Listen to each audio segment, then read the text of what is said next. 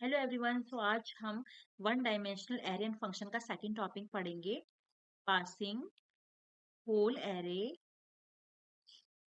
To a function. So इससे पहले वाली वीडियो में हमने पढ़ा था कि एरे के इंडिविजुअल एलिमेंट को फंक्शन में कैसे पास कराते हैं। वहां पे वैल्यू पास करवाई जाती थी। यहाँ पे थोड़ा डिफरेंट होगा। यहाँ पे हमने पढ़ना है कि एरे को हम किस तरह से, पूरे एरे को हम फंक्शन में पास करवा सकते हैं। ठीक है। सो सपोज मेरे पास कोई एरे है A6, इसमें मेरे एलिमेंट है 1 2 3 4 5 और 6। ठीक है, इंटीजर टाइप है इसका। तो मेरे पास कोई फंक्शन है सपोज। अब मुझे इसमें इस एरे को पास करवाना है, तो ये मैं यहाँ पे पूरा एरे एक साथ पास नहीं करवाऊंगी, बल्कि मैं यहाँ पे सिर्फ इसका base address, this is the base address. तो यहाँ पे सिर्फ किसको पास कराया जाता है, बेस एड्रेस, यानी A0। ठीक है, A0 मतलब कि जो जीरो एलिमेंट है एरे का वो कहाँ पे स्टोर है, इसका मेमोरी लोकेशन हमने पास कराना है। तो जब भी हम बोलते हैं कि हम पूरा का पूरा एरे पास करवा रहे हैं किसी फंक्शन में, तो हम सिर्फ क्या पास करवाते हैं, उसका बेस एड्रेस। यानी आपको पता है जो एरे के एलिमेंट होते हैं वो कॉन्जिक्यूटिव मेमोरी लोकेशन में क्या होते हैं, स्टोर होते हैं। तो अगर आपको A0 का मेमोरी एड्रेस पता चल चुका है, तो बाकी के एलिमेंट्स का मेमोरी एड्रेस भी आप इजीली एक्सेस कर सकती हैं। तो यहाँ पे डायरेक्ट एक्सेस होता है। इससे पहले वाली वीडियो में हम वैल्यू को पास करवाते थे, जैसे 1 को पास कराना, 2 को पास कराना, फिर 3 को पास कराना। वहां पे मैंने इस तरह से लिखा था, फंक्शन AI, इस तरह से लिखा था। जबकि यहाँ पे क्या लिखा है हमने, बेस एड्रेस। यहाँ पे हम डायरेक्ट एक्सेस दे रहे हैं। फंक्शन क्या कर सकता है, डायरेक्ट एक्सेस कर सकता है एरे के मेमोरी लोकेशन को। ठीक है, और तो जो मेमोरी लोकेशन है उसी पे ये काम कर रहा है। तो ये इसको इंक्रीमेंट करे, डिक्रीमेंट करे या कुछ भी ऑपरेशन करे, ये पूरा का पूरा एरे की वैल्यू क्या हो जाएगी, चेंज हो जाएगी। इससे पहले वाले टॉपिक में इंडिविजुअल एरे एलिमेंट को पास करते थे, वहां पे ओरिजिनल एरे पे कोई भी फर्क नहीं पड़ता था, क्योंकि हम इंडिविजुअल वैल्यूज को पास कराते थे। और यहाँ पे हम क्या पास कराते हैं, मेमोरी लोकेशन को। तो डायरेक्ट मेमोरी पे काम हो रहा है। ठीक है, तो इसका हम एक प्रोग्राम देखते हैं। एक एरे लेंगे 1 2 3 4 5 6, और जो हमारा फंक्शन है वो इन एरे एलिमेंट्स का स्क्वायर कैलकुलेट करेगा। ठीक है, so let's start. So this is our header file. यहाँ पे मैं कोई फंक्शन ले रही हूँ, सपोज fun नाम से, और मुझे यहाँ पे फंक्शन डिक्लेरेशन करना है। ठीक है, फंक्शन डिक्लेरेशन करना है मुझे यहाँ पे। अब मुझे यहाँ पे स्क्वायर कैलकुलेट करना है एरे का, जो भी एरे के एलिमेंट्स होंगे। तो मुझे एरे के लिए भी कोई वेरिएबल लेना पड़ेगा। यहाँ पे सपोज मैं ले रही हूँ यहाँ पे SQR। ठीक है, और इसका टाइप मैंने ले लिया इंटीजर।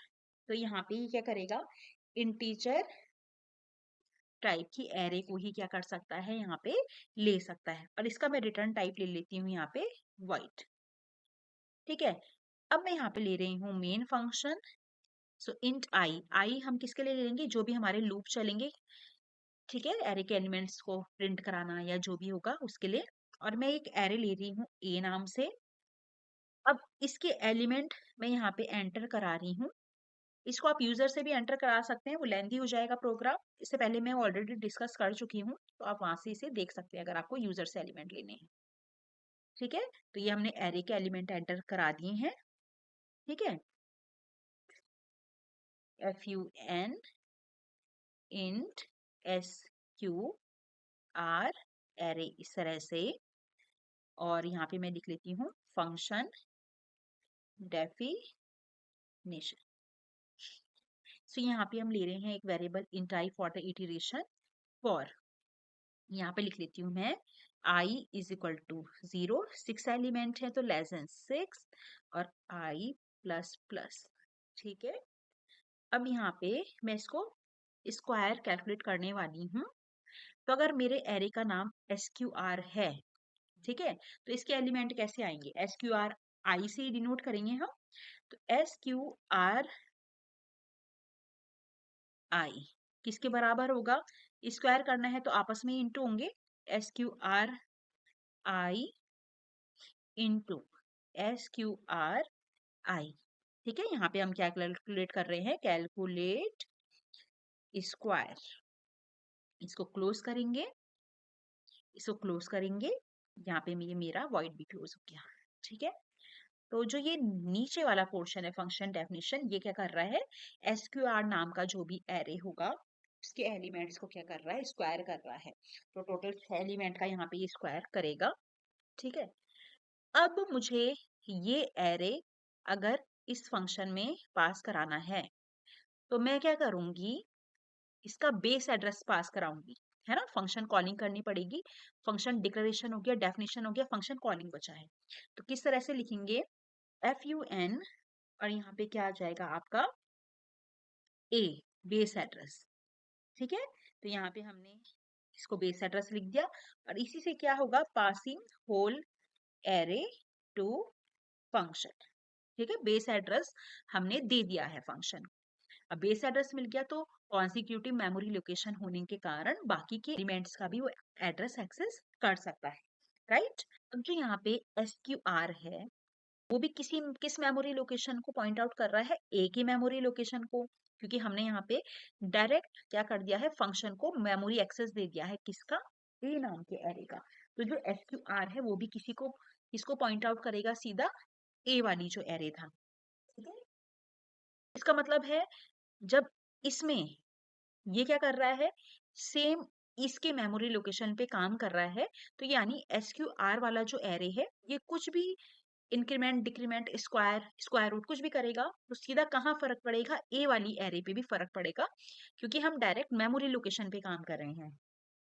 और यहाँ पे ए का मतलब है A0 का मेमोरी एड्रेस आप यहाँ पे पास करवा चुके हैं नीचे वाले फंक्शन। ठीक है, और अब मैं चेक करना चाहती हूँ सपोज कि जो फाइनल एरे है वो कैसी बनेगी, तो मैं उसको प्रिंट कराती हूँ। तो ये फाइनल एरे हम यहाँ पे प्रिंट करा रहे हैं। ठीक है, अब मैं इसको सेव करके कंपाइल और रन करती हूँ। जो हमारा एरे था 1 2 3 4 5 6 था और ये हमारे पास फाइनल एरे आ चुकी है 1 4 9 16 25 36। ऐसा क्यों हुआ, क्योंकि होल एरे के केस में क्या होता है, डायरेक्ट मेमोरी पे काम किया जाता है। तो जो भी फंक्शन होता है वहां पे मेमोरी एड्रेस पास किया जाता है और मेमोरी एड्रेस के थ्रू एलिमेंट्स पे वर्क किया जाता है। तो जो हमारी ओरिजिनल एरे होती है वो भी क्या हो जाती है, मॉडिफाई होती है। इससे पहले वाला जो हमने वीडियो पढ़ा था इंडिविजुअल एरे एलिमेंट्स को पास कराने का, उसमें सिर्फ वैल्यू पास होती है, एरे एलिमेंट की वैल्यू, कॉपीड वैल्यू। तो इसलिए ओरिजिनल एरे पे फर्क नहीं पड़ता है। तो this is the basic difference. So thank you for watching this video. Do like, share and subscribe my channel.